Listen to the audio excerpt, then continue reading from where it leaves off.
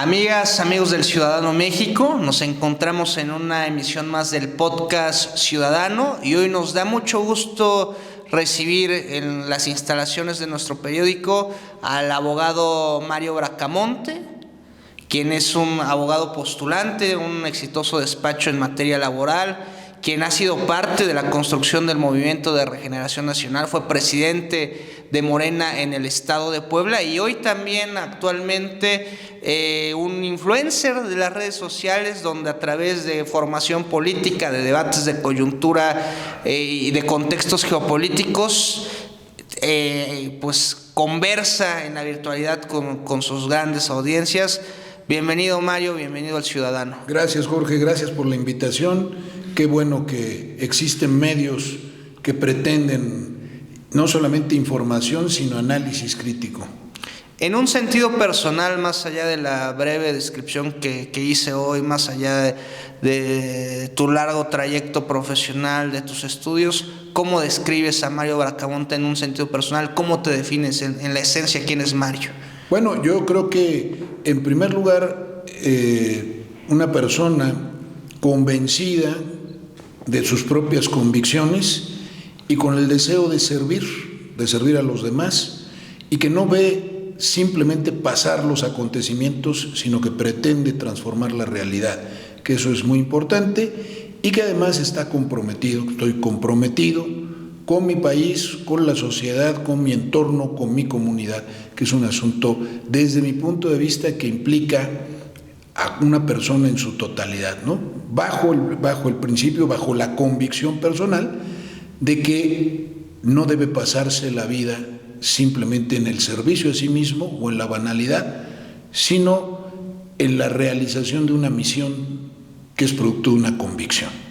Tú fuiste uno de los protagonistas, pocos en ese tiempo, en la construcción de lo que era el obradorismo, que después tuvo forma como partido movimiento, Morena eventualmente.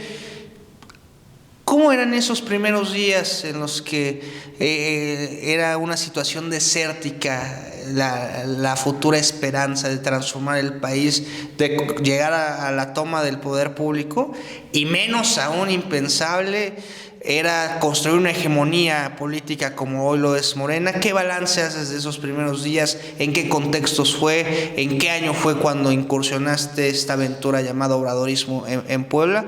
Tú, uno de los pocos que empezó ese proceso. Bueno, pues el hecho que constituye el inicio de mi participación política activa es, y digo activa porque yo siempre he estado involucrado y preocupado y participando en la realidad sociopolítica, es la intentona de desafuero del expresidente Andrés Manuel López Obrador, ¿no? Este es un asunto que me conmueve en razón de la profunda injusticia que implicaba y el torcimiento de las estructuras jurídicas con el propósito de lograr el descarrilamiento de una candidatura. Es decir, cómo evitar que el pueblo pudiera manifestarse sobre una candidatura y sobre una persona, porque así lo había decidido un gobierno que utilizaba las estructuras jurídicas a su servicio para impedir algo que temía y que todos creíamos que sucedería, ¿no? Ante el fraude electoral de 2006, que seguimos sosteniendo muchos que se trata de un fraude electoral escandaloso, así lo fue. Así fue. Se inicia una resistencia en la que yo de algún modo participo, pero que no implica todavía mi pertenencia a ningún movimiento, a ningún partido, a ninguna organización política. Es con el maestro José Agustín Ortiz Pinchetti, que es comisionado como miembro del llamado gobierno legítimo, en ese entonces constituido por Andrés Manuel López Obrador, para ser una especie de gobierno espejo, un gabinete espejo del que Felipe Calderón había nombrado. Que hay que poner en el marco quién fue don Agustín en la balanza, desafortunadamente fallecido recientemente, fiscal especial para la atención de los delitos electorales, pero uno de los pocos ideólogos del obradorismo, de con quienes discutía López Obrador los documentos básicos, los postulados filosófico-políticos, es en ese espectro donde siempre estuvo cercano Agustín Pinchetti, ¿no? Sí, es una persona, fue una persona que tuvo una amistad y una cercanía, digamos, de índole intelectual y espiritual con Andrés Manuel López Obrador. Por eso, precisamente, le encomendó ese gran trabajo que está trunco y que yo echo de menos y que debería retomarse, que es la Constitución Moral, Sí. que avisó y anunció muy al inicio de su sexenio y que lamentablemente pues no se ha concluido, ¿no? José Agustín Ortiz Pinchetti tuvo cargos importantes, muy importantes, como secretario de Gobierno de la Ciudad de México, fue diputado federal, pero fue cuando en México la democracia era una farsa, digámoslo así. Construyó o formó parte de varios organismos importantes, ¿no? Estuvo en el Pacto de Chapultepec, estuvo en los grupos que dieron origen al primer Instituto Federal Electoral y fue consejero en el primer Instituto Federal Electoral, más de un ciudadano muy comprometido desde su juventud con las causas de México. Él participó en el movimiento democrático de Carlos Madrazo a finales de los años 60, padre del muy connotado y muy conocido priista y ex candidato a la presidencia de la República, sí, Roberto Madrazo, que bueno, todo el mundo dice, o se dice, es una versión, una especie que corre que es el operador mucho, de Latinos, que fue asesinado claro, el padre. Carlos Madrazo, ¿no? Impidiéndose con ello la democratización del PRI. Claro. José Agustín Ortiz Pinchetti tiene una muy dilatada carrera, influido mucho también por los jesuitas, con ese espíritu social cristiano de compromiso con los más pobres, ¿no? ¿Y qué empiezas a hacer junto con Agustín Pinchetti en Puebla? Bueno, pues participo en la conformación del primer comité municipal del llamado gobierno legítimo. Y esto es una construcción, era casi arar en el mar. Sí. En ese entonces, los políticos que hoy acuden en grandes cantidades a la afiliación a Morena o a las candidaturas, que hay muchas, ya a puestos de elección popular, pues no existían, no se acercaban, muy al contrario. Prácticamente toda la clase política hacía burla, ¿no?, por decirlo menos, de este movimiento al que consideraban inocuo y a Andrés Manuel López Obrador prácticamente un individuo enloquecido, ¿no? Porque ese asunto de hacer política a través, primero, de una ficción que no encuentra sustento legal, que es un gobierno llamado legítimo, luego constituir comités de ese propio gobierno e iniciar un movimiento que pretende el convencimiento de los ciudadanos en lo individual, uno por uno, tocando a las puertas de las casas, afiliando lentamente y haciendo una labor de transformación de las conciencias, que ese es el punto de partida de ese gran movimiento que hoy se llama Cuarta Transformación. La revolución de las conciencias. Correcto, que esa es la esencia, es el núcleo central de la Cuarta Transformación.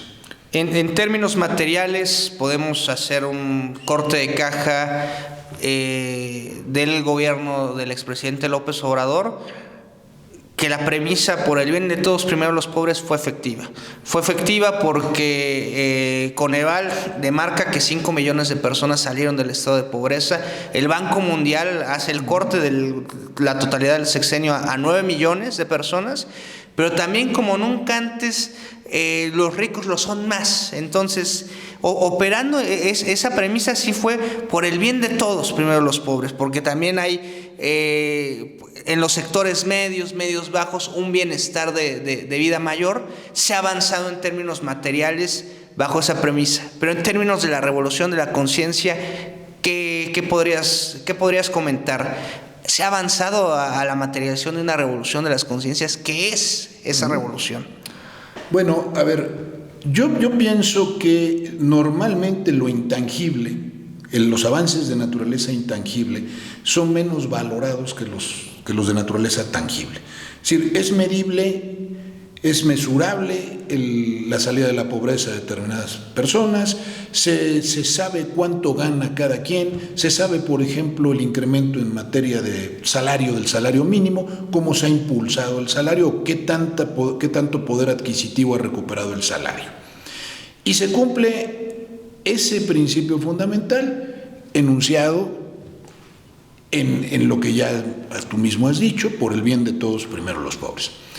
Sin embargo, la revolución de las conciencias, que es la parte medular de la cuarta transformación, porque yo no creo que las transformaciones de naturaleza material tengan verdadero impacto ni revolucionen verdaderamente un país mientras el pueblo no cambia, mientras el pueblo no hace conciencia de su condición de sujeto político, no de objeto. Entonces, en términos prácticos, yo puedo afirmar que el pueblo está politizado, no todavía al 100%, ni como lo quisiéramos, pero que ha habido un gran avance en la politización del pueblo y en la toma de conciencia.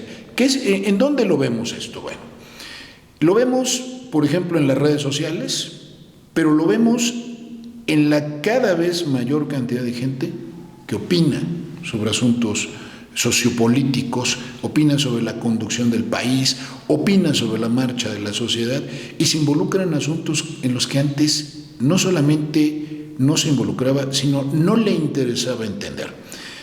La gran herramienta de politización del país, independientemente de todo lo que se hizo en el movimiento, que se hizo mucho, son las mañaneras, ¿no? Una herramienta de comunicación extraordinaria, pero además que implica una toma de conciencia y un compromiso del pueblo a través de un modo extraordinariamente didáctico, una pedagogía política que inauguró Andrés Manuel López Obrador. Y yo creo, yo estando en redes sociales, me pongo a pensar cosas tan elementales como esta. ¿Cómo es posible que, hablando de conceptos tan abstractos a veces, como son las reformas a la Constitución, los procesos legislativos, qué es una suspensión de un amparo, por qué se rebasan los límites establecidos en las leyes, por qué se viola un principio de legalidad, cuestiones de ese tipo? ¿Cómo es posible que uno encuentre la escucha de miles de personas en asuntos de esta naturaleza? No hubiera sido eso posible sin el interés tan grande que sembró Andrés Manuel López Obrador en el pueblo de hacerse cargo de la vida pública de México y no dejarlo solamente a los políticos. Una de las grandes barreras que enfrentan los progresismos latinoamericanos o los gobiernos constituidos bajo la visión progresista es el aspecto mediático. Las guerras híbridas o los golpes blandos son esta mezcla de lawfare, que es la guerra judicial, más los elementos mediáticos, y se rompió, como tú comentas, en nuestro país, se rompió a partir de las mañaneras del presidente López Obrador, pero ¿es atribuible el éxito o un modelo comunicacional la mañanera en sí mismo? ¿O el éxito de la mañanera también es fundamentalmente exitosa a partir del líder carismático, del liderazgo carismático, de estos elementos que describe Weber? Es decir, si Lula, si Boric, si Petro en sus países implementaran la mañanera o un esquema similar, ¿sería igual de exitosa? ¿O el éxito también es correlacional al carisma del líder? ¿Qué piensas? Bueno, estamos hablando de un tipo de político excepcional, ¿no? Primero. Claro que si además de no tener el carisma que tiene él, no instrumentan o no utilizan herramientas como esta, pues lo que le pasó lamentablemente a Correa, por ejemplo, en Ecuador. Y es un asunto extraordinariamente lamentable, yo creo que el más lamentable de todos, porque Correa es un político que reúne en sí el compromiso con el pueblo, más la capacidad técnica y operativa y la ejecución, ¿no? Y en ejecución, yo creo que inclusive mejor que Andrés Manuel, pero no de ninguna manera un líder más carismático que él, ni más contundente en su pedagogía política. Entonces, yo creo que sí, desde luego, la figura de Andrés Manuel López Obrador es una figura tan grande, en un espacio tan dilatado, que difícilmente encontraremos un político más en una decadencia de la clase política tan acusada como la que estamos viviendo. En términos generales, hay excepciones, pero en términos generales, Pero si vamos hacia atrás de la historia nacional, también difícilmente encontraremos algo así. Y esto se condensa en algo. Desde mi punto de vista, la política es convencer y emocionar. Y Andrés Manuel López Obrador logró ambas cosas. Sin que podamos separar estos dos efectos, porque convencía y convenciendo emocionaba, y emocionaba y emocionando convencía.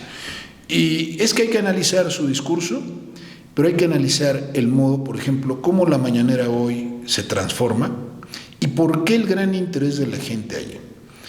Es un individuo que en un espacio de tiempo de 2 horas, de 2 horas y media, emite una línea, determina criterios, opina, derrota a la oposición, empieza a trabajar desde ese momento, informa al pueblo, le dice cuáles son sus actos de gobierno y logra el respaldo respecto de esos actos de gobierno y sintetiza esos actos de gobierno de forma tal que el pueblo aprende y además logra, y esto es muy interesante, esto es una prédica, casi diría yo, Sí.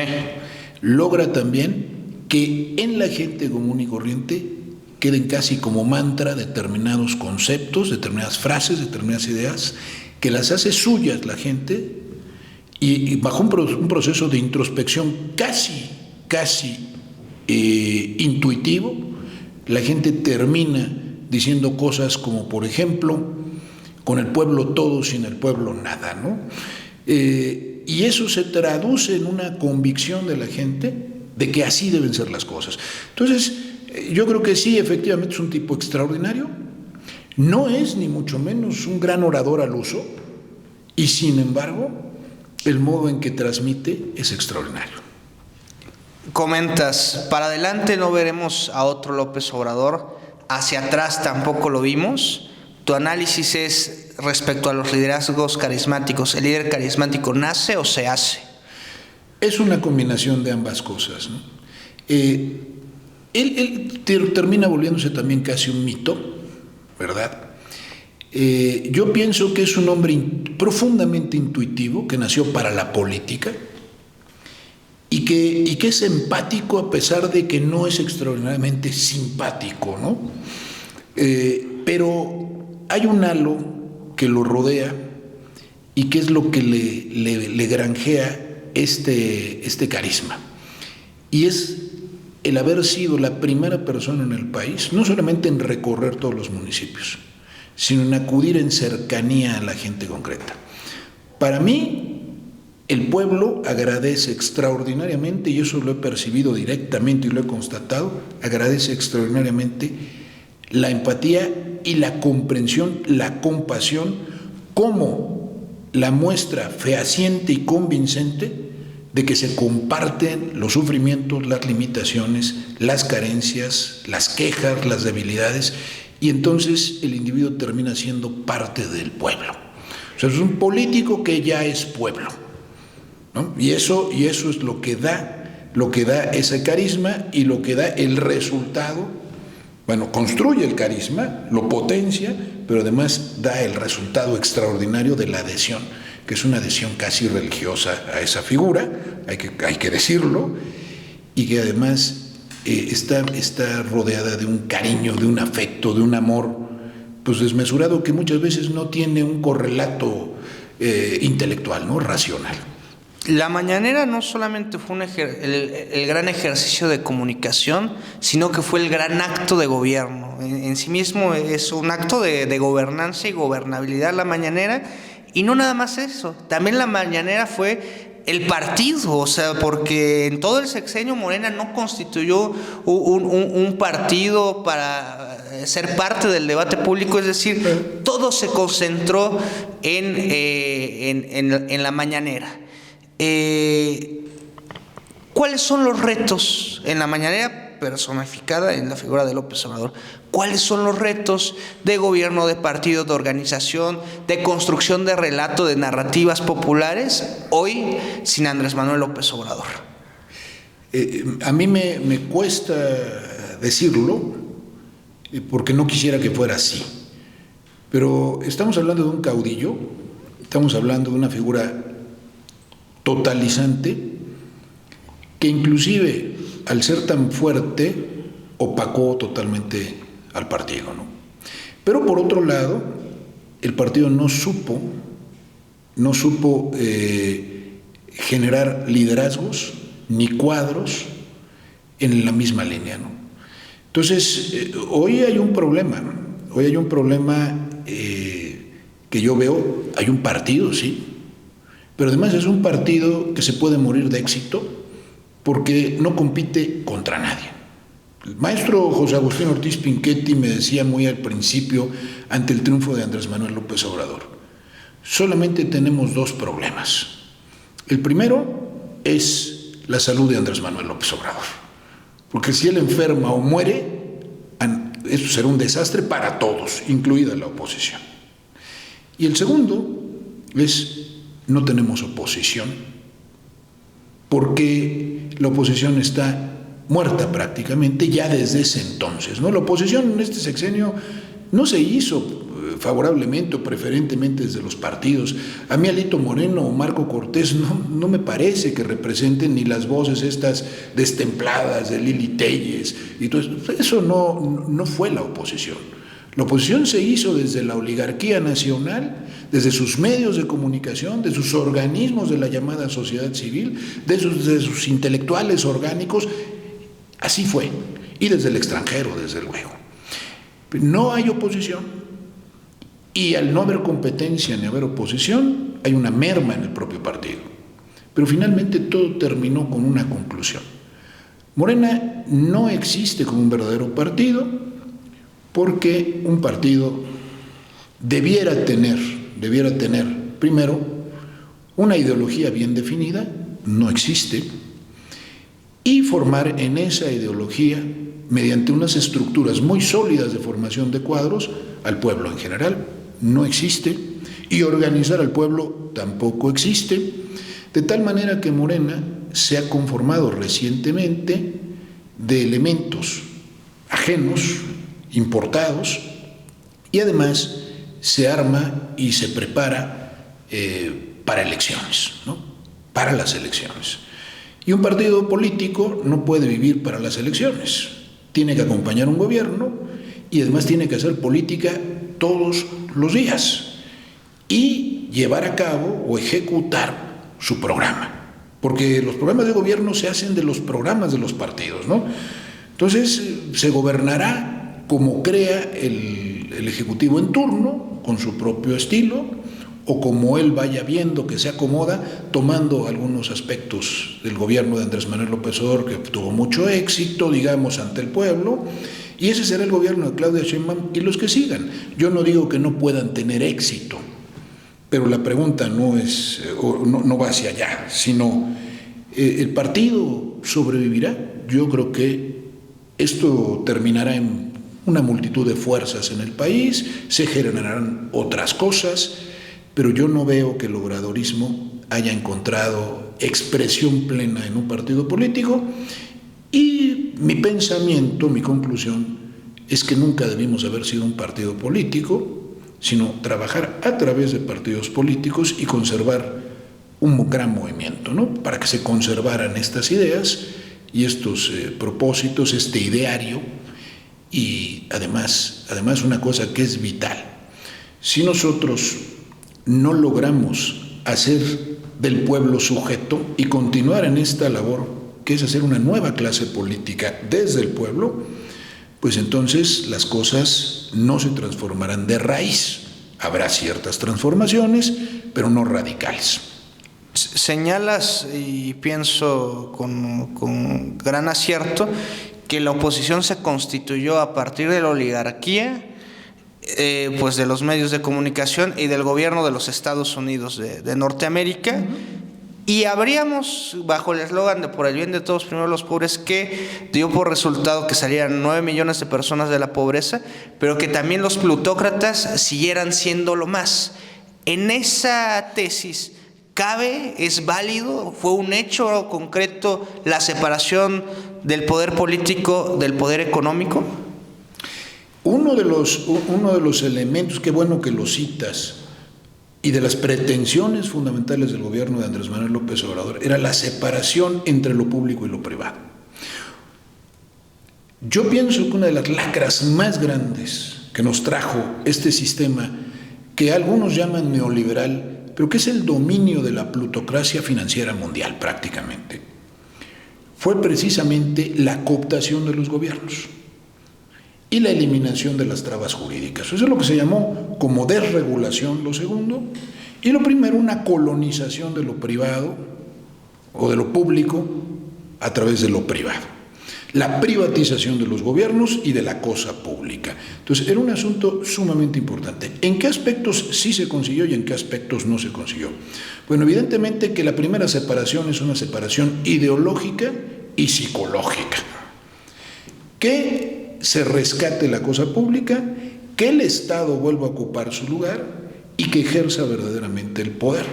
Uno de los grandes ejemplos que se dieron, bueno, el primero fue el asunto del aeropuerto, que tiene un simbolismo profundísimo, y el segundo, o el otro importante, fue durante la pandemia, cuando al uso las cámaras y la oligarquía nacional pidieron rescate, pidieron subsidios, que era lo que correspondía.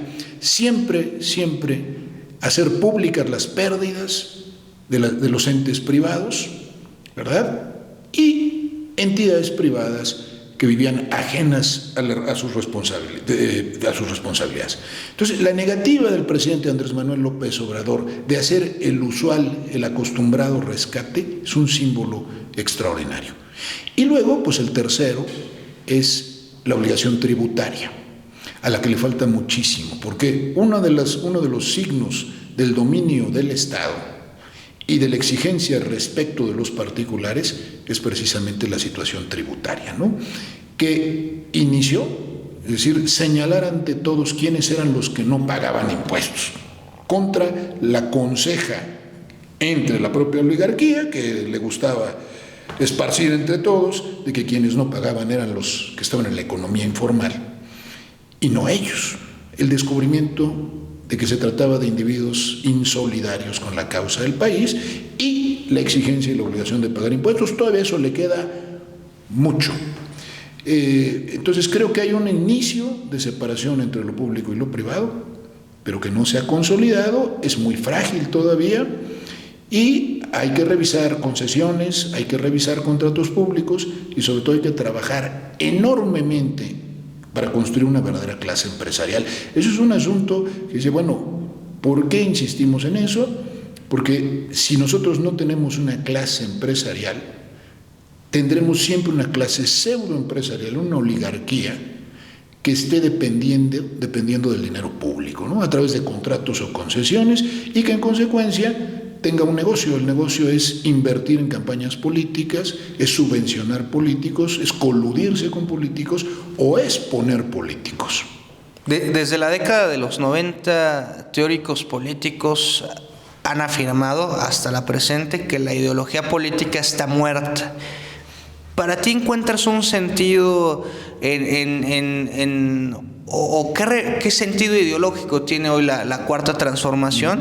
Y más aún, estos postulados descritos en el humanismo mexicano, que esencialmente es el cristianismo hecho política, son bases de la teología de la liberación, adaptadas a nuestra época.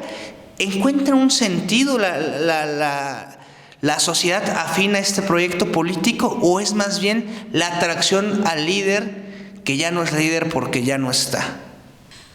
Recientemente he estado muy en contacto con políticos argentinos y gente que se cuestiona y que piensa la política en Argentina, ¿no?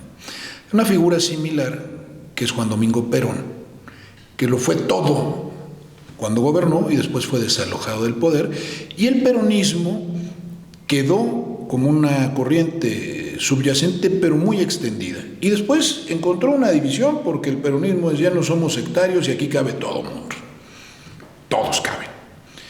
Al punto de que había peronismo de derecha, peronismo de izquierda, peronismo que se decidió por la lucha armada, peronismo que criticó esa lucha armada y que se opuso, etc. Y después fueron peronistas los liberales, los neoliberales como Menem, y después la gente socialdemócrata, podemos decir como los Kirchner, etc.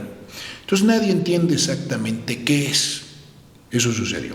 Sin embargo, Perón, según me lo han dicho y me invitaron a estudiar, tenía una frase muy importante. Decía, es superior la realidad a la idea. Esto implica no la ausencia o la carencia de ideología o de ideas, sino que la realidad, sobre todo en nuestros países, condiciona muchas veces esas ideas.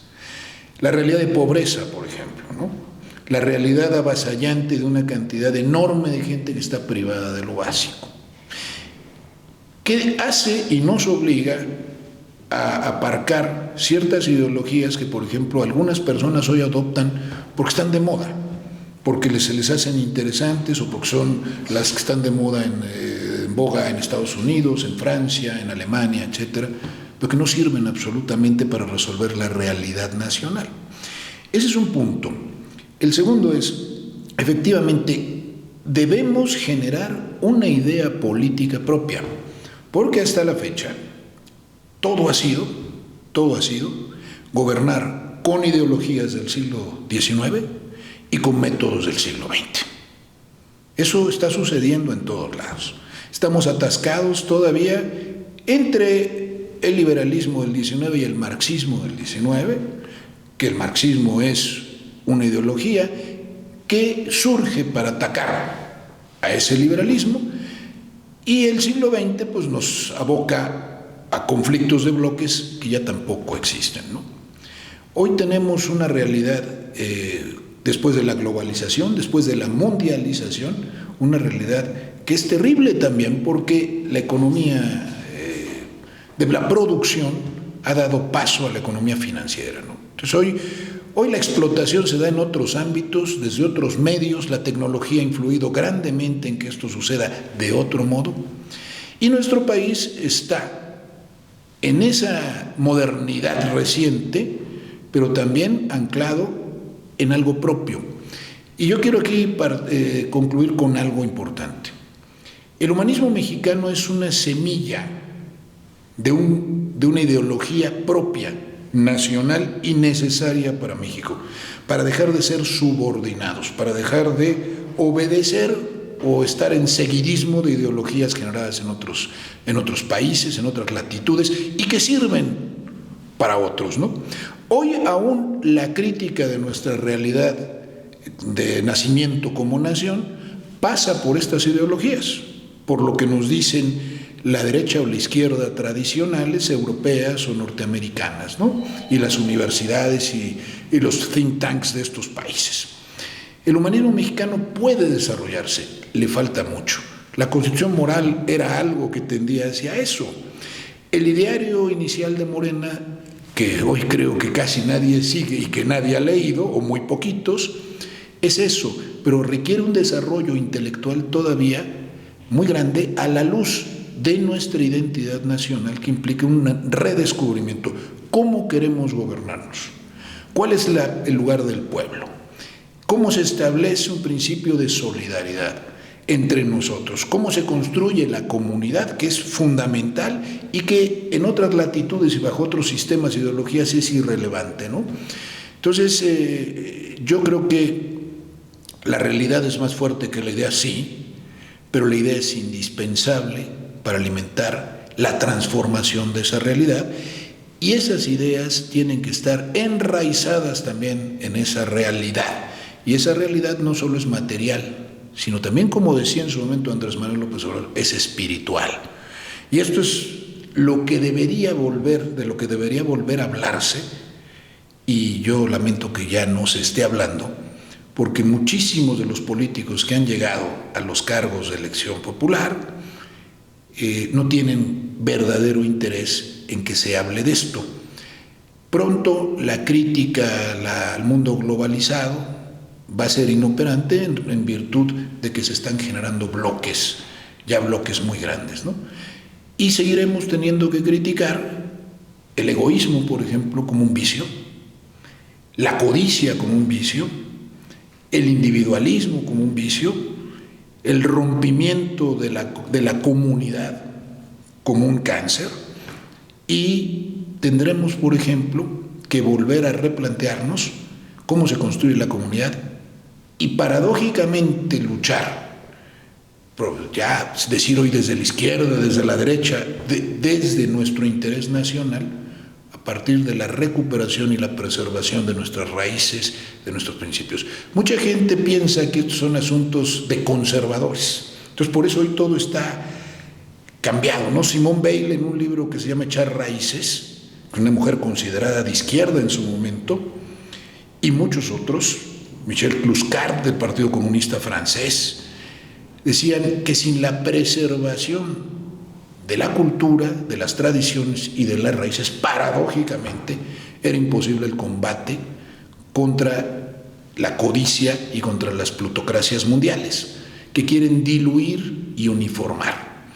Y hoy hay declaración de identidades diversas, pero son todas identidades impuestas desde los centros de poder o sugeridas desde los centros de poder, que no solamente son de pensamiento, sino son operativas y funcionales al mundo del dinero. ¿Y qué dinero? Del mundo de la virtualidad financiera, que ya no es la construcción de verdadera riqueza. Entonces, aquí hay que tomar de todos lo que haya de bueno, pero generar un pensamiento nacional propio partiendo de la defensa de nuestras raíces, nuestras tradiciones, nuestra soberanía, porque además sin soberanía no existe viabilidad para nuestro país. Nos vamos a diluir en un magma, vamos a hacer nada. Y entonces, pues, ¿de qué hablamos, no? Que otros nos gobiernen. Pues agradecerte mucho el tiempo, la oportunidad del diálogo. Esperemos que pueda ser frecuente. El ciudadano es tu casa, Mario. Gracias, Jorge, y te felicito además por tu nombramiento y por tu eficacia al comunicar y tu capacidad de ordenar las ideas. Lo hemos platicado siempre. Gracias, Mario. Además, qué bueno, porque estos son los medios y muchos otros, todos estamos haciendo nuestro esfuerzo, sí, para que realmente se opere esa revolución. Muchas gracias, Mario. Esto es El Ciudadano México, comunicar para transformar, comunicar para liberar. Comenten, compartan. Nos vemos en la próxima. Muchas gracias.